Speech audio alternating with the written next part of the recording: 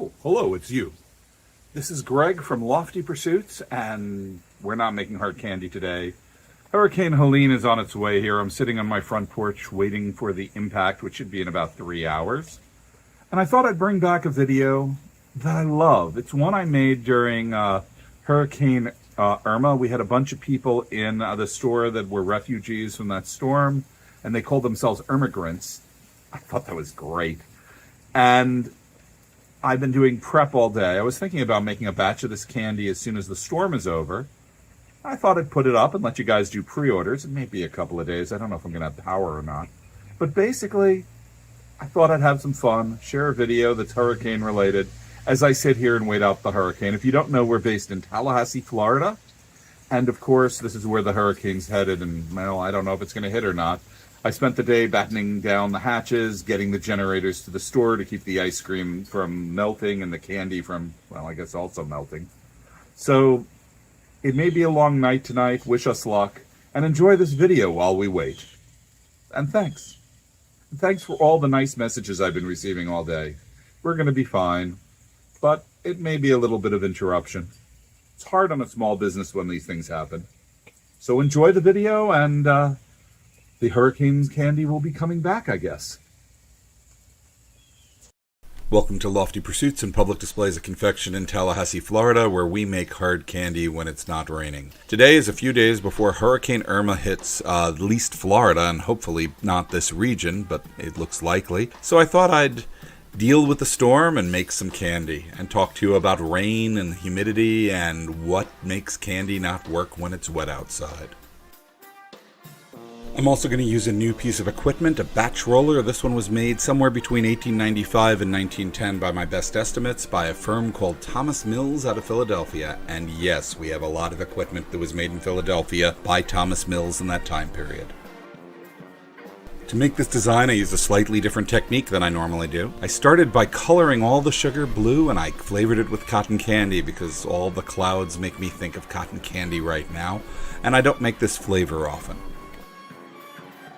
I colored it blue to represent the sea. In the aerial photos that we see of the storm all the time, it's always white against blue, and I made the blue transparent. Now for the white, I'm going to be using a chiaroscuro technique from light into darkness, and I'm adding white to the blue. I normally don't use white food coloring, but in this case, this is what white food coloring is for.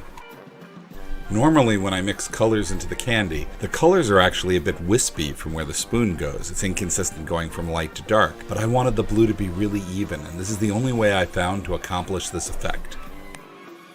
Mind you, I never really cover up all the blue. The white will be bluish, but against this stark blue background, the light blue white will look bright white to your eyes. Optical illusions are a wonderful thing, and I like to take advantage of them when I can. You may notice the bars are farther apart on the table, and it looks like there's more sugar here. That's because there is. I tend to make larger batches when I'm not videoing. This is because the videotaping sort of gets in the way and the smaller batches are easier to shoot. In this case, I couldn't get the detail on the clouds I want unless I made a bigger batch. I'm also going to be using a machine to help me at the end roll them out. In the comments of many of my videos, I see people comment how large the scissors are. What they don't realize is I've been making smaller batches. These are the big scissors. And I'm using them to cut the colors apart. In this case, a whitish blue and a dark blue, and we're going to assemble it into a spiral cloud. While I'm editing this video, I'm about 36 hours from when the hurricane should reach my part of Florida. Tallahassee is very far north. We're located right in the bend of Florida, and we should be okay, I hope, but we'll see. This is where they're evacuating a lot of the refugees to, and, well, I hope we don't have to evacuate them or us again. Hurricanes are not a gradual thing. People have been asking me for the past couple of days, how are you doing? I have to answer, fine. The weather is beautiful, the sky's clear, the birds are chirping. Right now, it's a great day. In 36 hours, it's going to be very wet, extremely windy, and we'll probably have no power. That's one of the reasons I'm making this video now, while I can still use my computer. And the rain is the reason why I've been trying to cram so many batches into a day. You see, when it rains, it's hard to make candy. It might even be impossible on some days. And we could easily get a couple of consecutive days of rain, maybe even a week, and that'll shut down production, and I want to be as far ahead as possible. In Tallahassee, we know rain. We have a rainy season all summer long, and we have to work around it. But why does rain affect candy making? I'm putting about half the white candy on the hook, and I'm pulling it to make it even whiter. My goal here is to have multiple shades of white and make it a little wispy so the clouds look more real. Yes, I know it's light blue, just work with me. I'm going to start by making the eye of the cloud. I'm going to do this by just rolling a cylinder of blue candy and cooling it under the fan. The cooler it is, the more round it'll stay through the whole process. There is a risk if it gets too hard, it'll never pull out at the end when I do the final stretching. If you want to get this candy, this cotton candy hurricane is available for a limited time at www.pd.net. If you're ever in Tallahassee, please come and visit us. We'd love to see you. People talk about the cooking temperature of a pot of sugar and water, and what they don't understand is all these states, hard crack and soft crack, are done texturally because the thermometer doesn't give you the true reading. What are you measuring with the thermometer but temperature? But what the information we really want to know is how much moisture is left in the solution. This is one of the reasons that Grandma can't make her divinity on a rainy day. She's counting on the temperature to tell her what the moisture content is. And on a rainy day, air pressure changes. If you think about it, the boiling point of water is not a fixed number. We talk about 100 degrees Celsius or 212 degrees Fahrenheit, but that's at sea level on a dry standard day. If the air pressure is higher, or you're at a higher altitude, say Denver, Colorado, the boiling point may be lower, and you won't have to take the candy as hot to get rid of all the water. So just a storm coming through with its high pressure and low pressure fronts moving can mess up the cook time of sugar. And this is why, even if you followed the directions to the letter, on the wrong air pressure or humidity day, and we'll get to humidity later, the candy just never hardens right. Or it burns in the pot, and you don't understand why because you just did it like this a month or two ago. A sugar and water solution causes more problems. One of them is humidity. You see, if there's that much moisture in the air, like there often is in Tallahassee, it's hard to get the water out of a pot of boiling water to evaporate. This means the cook time gets much, much longer sometimes, and you can't really control it. If the humidity changes during a cook cycle, and it does here in Florida sometimes, it can really mess you up. You see, sugar is a eutectic solution. In other words, it does a phase change as it cooks and changes temperature. We all know that water boils at 100 degrees Celsius or 212 degrees Fahrenheit, but sugar and water now have two elements in it. The sugar doesn't necessarily have the same upper limit of temperature as water does. Boiling water just won't be over that 100 degrees Celsius, 212 degrees Fahrenheit point.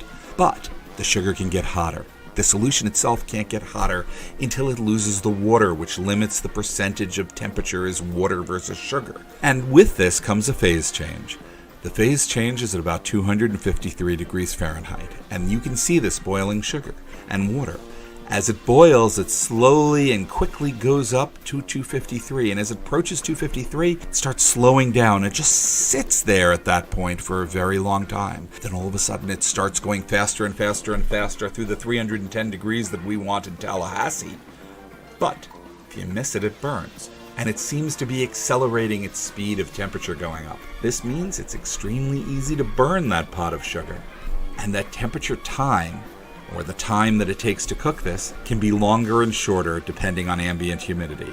And of course, when it rains, in Tallahassee, the humidity goes way up.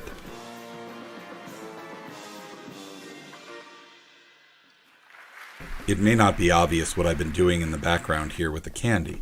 I've been pulling out thin sheets of candy in tapers, and I'm building it so that I can build a spiral around the eye that I made. You see, looking at photos, it appears that there's sort of 3 different arms to this hurricane. So I wanted to capture all of them, and I'm making one arm, and I'm going to duplicate it 3 times, and then I'm going to try to roll it around the center. The challenge, of course, is while the hurricane has 3 arms, I only have 2. And it'll be a bit of a juggling act.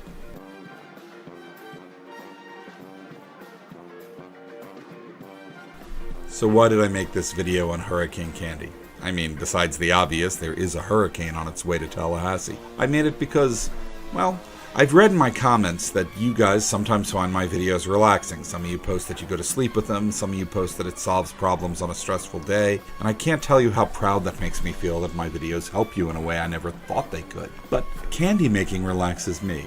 And having a hurricane come to you and going to supermarkets and finding all the coolers sold, well, except for the ones with the Gator logos on it, this is FSU territory, and finding the water bottles gone and seeing my neighbors panic and are really concerned has been really stressing me out. Lofty Pursuits is about being calm and relaxing. People come to Lofty Pursuits to be happy, and that's what we've been staying open and doing. But, we had a bunch of refugees from South Florida in, and they thought it might be fun to make this candy, so I'm doing it and putting it online, because who knows, next week we may not be open. We may be closed for however long it takes to get power up, buildings fixed, whatever. It is a point of concern, but we'll be fine, folks, and we'll be back when this is all over.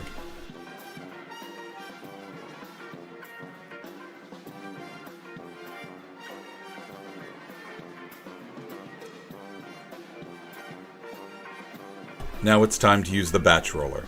The job of the batch roller is to do exactly what I've done in other videos by rolling it on a heated table. Instead, I'm having a machine do it, and the machine itself is heated. This allows me to do a bigger batch without an assistant, or a bigger batch than I can do under any other circumstance because I'm just not strong enough. This equipment has a minimum amount of sugar it needs to have on it to even work. So we're not going to use it for all but the biggest batches, but for the biggest batches it works well. This is the 4th batch I've made on this machine, and I'm still learning how to use it. I have the burn marks to prove it. We need to draw the candy into a taper so we can pull it into rods. We can do this by pinching off a bit of the end, the scrap, and we save this scrap. We sell it in the store under the name Unicorn Droppings, and no, we don't sell it mail order. The rods of candy cool off quickly once I start getting it to the table, but if I don't roll them, at least for the first few minutes they're off the log, they're going to develop a flat side, and we'd like to keep the candy as round as possible to keep the image as round as possible. This machine is sort of working upside down from what I usually do. Usually the table is heated.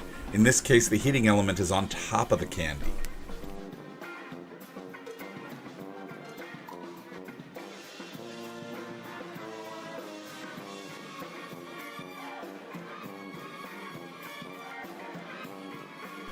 All that's left for us to do is to cut up the candy into bite-sized pieces.